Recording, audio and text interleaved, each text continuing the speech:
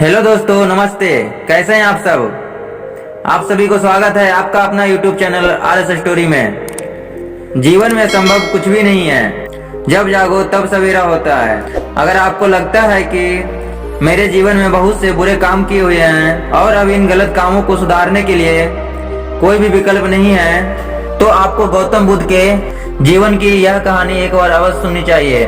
तो चलिए कहानी को शुरू करते हैं। एक दिन गौतम बुद्ध श्रीवस्ती के एक गांव में भिक्षाटन के लिए पहुंचते हैं। जब गांव में प्रवेश करते हैं तो देखते हैं कि पूरे गांव में सन्नाटा छाया हुआ है। दूर दूर तक कोई भी व्यक्ति नजर नहीं आता है। बुद्ध उस गांव के पहले द्वार पर जाते हैं और कहते हैं कि भिक्षाम दे, परंतु भीतर से बाहर कोई नहीं आता है। बुद्ध दूसरे द्वार पर जाते हैं और फिर कहते हैं भिक्षाम दे, परंतु कोई दरवाजा नहीं खोलता है। तीसरे द्वार पर जाते हैं और फिर कहते हैं भिक्षाम दे, परंतु उस द्वार से भी कोई व्यक्ति बाहर नहीं आता है। फिर अचानक से एक दरवाजा खुलता है जिसमें से एक व्यक्ति बाहर निकलता है।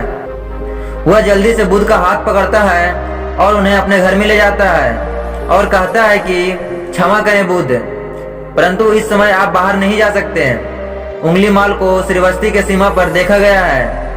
सभी गांव वाले डर के मारे अपने अपने घरों की खिड़की और दरवाजे बंद करके बैठे हुए हैं।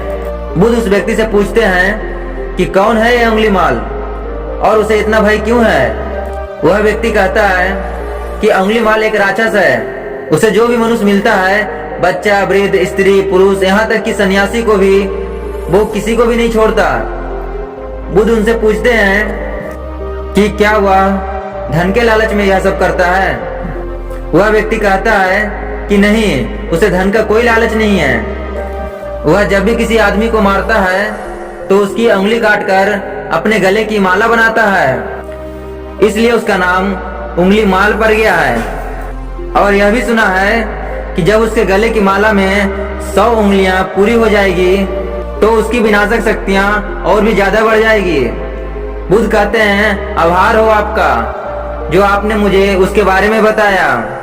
फिर वह व्यक्ति बुद्ध से कहता है कि कृपया करके आप बाहर ना जाइए, क्योंकि वो आप पर भी वार कर सकता है। बुद्ध कहते हैं भय से अपनी राह छोड़ दूं, ऐसा मैंने कभी नहीं किया।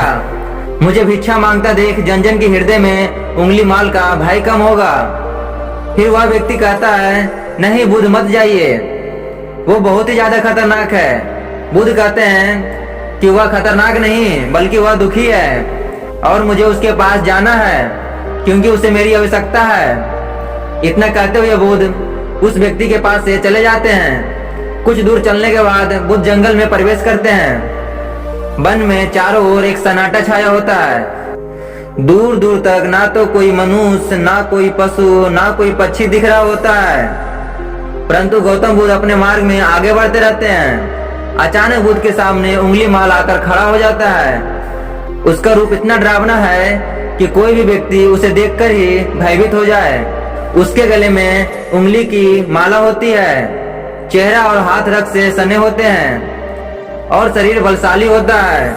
उसका रूप इतना भयानक होता है कि किसी भी साधारण व्यक्ति के प्राण तो उसके देखते ही निकल जाए, परंतु बुद्ध पर उंगली माल के डरावने रूप का कोई असर नहीं होता है।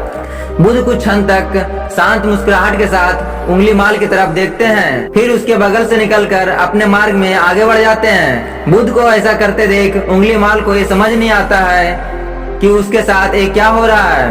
वह मन ही मन सोचता है कि मुझे देखकर लोग या तो भाग जाते हैं या मुझे देखकर मर जाते हैं या मुझे अपने प्राणों की भीख मांगने लगते हैं। मैंने कई सन्यासियों को भी मारा है, परंतु मैंने आज तक कोई ऐसा व्यक्ति नहीं देखा जो मुझे नजरअंदाज करके अपने मार्ग में आगे बढ़ जाए। या तो इसने मुझ पे ध्यान नहीं दिया होगा या फिर हो सकता है कि यह देख ही नहीं सकता हो, परंतु मुझे इससे क्या मतलब, मुझे तो अपने गले की माला पूरी करनी है। उंगली माल बुद्ध को आवाज लगाता है, ए साधु रुक।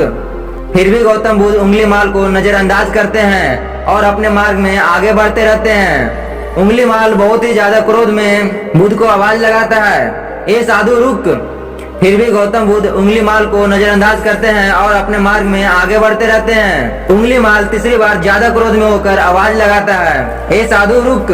बुद्ध रुकते हैं उंगली माल बुद्ध के पास जाता है और कहता है कि मेरे आदेश देने के बाद भी तू रुका क्यों नहीं। फिर बुद्ध कहते हैं मैं तो बहुत पहले ही रुक चुका हूँ, तुम ही चलते जा रहे हो। उंगली माल ये समझ नहीं पाता है कि बुद्ध क्या कह रहे हैं, परंतु वह इतना जरूर समझता है कि सामने खड़ा व्यक्ति उससे थोड़ा भी नहीं डर रहा है। उंगली माल बुद्ध को डराने के लिए चिल्लाकर पूछता है, ए साधु, मुझसे भय नहीं लग रहा है क्या? मैं आदि मानव हूँ। बुद्ध कहते हैं कि नहीं, तुम मानव हो। बुद्ध की यह बात उंगली माल के हृदय पर लगती है। पहली बार उसे किसी ने मानव कहा था, परंतु वह इस बात को नजरअंदाज करने का प्रयास करता है और बुद्ध से पूछता है कि ए साधु, तूने ये क्यों कहा कि मैं कब का रुक चुका हूँ, जबकि तू तो चला जा रहा था? और तूने यह क्यों कहा कि मैं नहीं रुका? बुद्ध कहते हैं कि मैं बहुत पहले ही रुक चुका हूँ, यानी मैंने ऐसे सारे बुरे कृत्य करना पहले ही छोड़ दिया है जिससे कि व्यक्ति को कष्ट पहुंचा सकते हैं। सब जीना चाहते हैं, बस तुम उन्हें करुणा से देखने का प्रयास करो।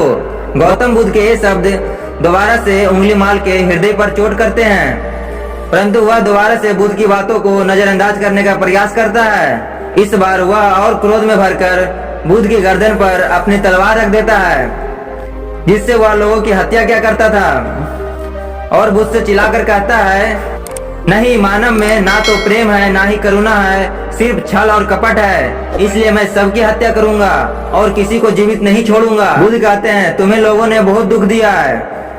उंगली माल की क्रूरता मनुष्य अज्ञान के कारण ही करता है। ईर्ष्या, द्वेष, मोह, माया, ये सभी अज्ञान की संतानें हैं, परंतु वो व्यक्ति ही है जिसमें दया, करुणा और समझ का उदय भी होता है। उंगली माल यदि इस जीवन में क्रूर और निष्ठुर लोग हैं तो दयावान भी है। बस तुम्हें अपनी आंखों से इसे अंधेपन की इस पट्टी को हटाना होगा जो तुम्हें केवल बुराई ही दिख रही है। तीसरी बार बुद्ध के शब्दों को सुन उंगली माल का खुद पर से संयम हट जाता है। उसे समझ नहीं आता है कि पहली बार उसे अपने आप पर इतना कमजोर क्यों महसूस हो रहा है। वो कोशिश तो करता है क्रोध करने का, परंतु कर नहीं पाता है। वह बड़ी हिम्मत जुटाकर क्रोधित होने का नाटक करके बुद्ध से कहता है, तुम और व्यक्तियों जैसा नहीं हो। बुद्ध कहते हैं कि मैं हर व्यक्ति जैसा ही हूँ, बस जागृत हूँ और यह सिद्ध कर रहा हूँ कि हर व्यक्ति में जगाने की क्षमता है। मेरा मार्ग क्रूरता को दया में परिवर्तित करता है। उंगली माल, तुम अनजाने में घृणा के पथ पर हो, बस इस क्षण रुक जाओ।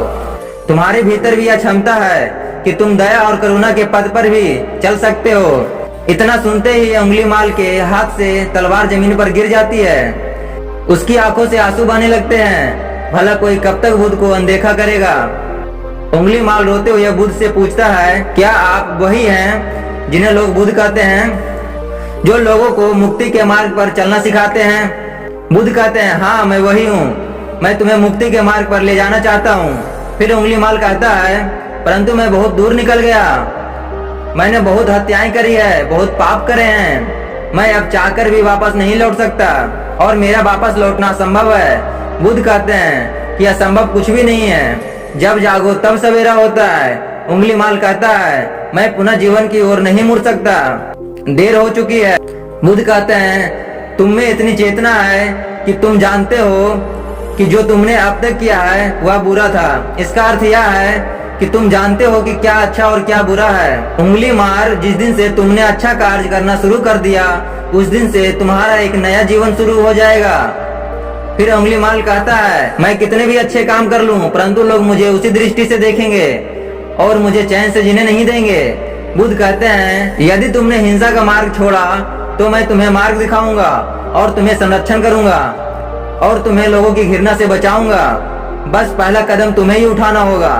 उंगली माल पूछता है, क्या यह हो सकता है? बुद्ध कहते हैं, अवश्य हो सकता है। उंगली माल रोते हुए बुद्ध के चरणों में गिर पड़ता है और कहता है कि मैं आपको वचन देता हूँ कि मैं सारे बुरे कृत्य करना छोड़कर और आपके पीछे करुणा के पथ पर चलना सीखूंगा। कृपया कर आप मुझे अपना शिष्य बना लीजिए। बुद्ध कहते हैं कि मैं किसी को अपना शिष्य नहीं बनाता, बल्कि व्यक्ति स्वयं मेरे संग जुड़ जाता है। उंगली माल उसी समय बुद्ध का भिक्षु बन जाता है। इस कहानी से हमें यह सीखने को मिलता है कि लोग सोचते हैं कि उन्होंने बहुत सारे गलत काम किए हुए हैं, अब इन गलत कामों को सुधारने के लिए और कोई भी विकल्प नहीं है। इस पर गौतम बुद्ध कहते हैं कि चाहे आपने अब तक कितने भी बुरे काम क्यों ना किए हो, लेकिन अगर आप एक विचार को अपने मन में लाते हैं कि अब मुझे कुछ सही करना है, तो वही विचार आपके रूपांतरण का कारण बन सकता है। पर सबसे जरूरी बात यह है कि आप पहला कदम उठाने के लिए तैयार हैं या नहीं। तो दोस्तों, कहानी कैसी लगी? अगर कहानी पसंद आया हो तो वीडियो को लाइक कीजिए, शेयर कीजिए, कमेंट कीजिए और चैनल पर पहली बार आए हैं तो चैनल को सब्सक्राइब कीजिए। तो दोस्तों, आज की वीडियो में बस इतना ही। फिर मिलते हैं किसी नई वीडियो के साथ। तब तक के लिए अपना ख्याल रखना। जय हिंद, जय भारत।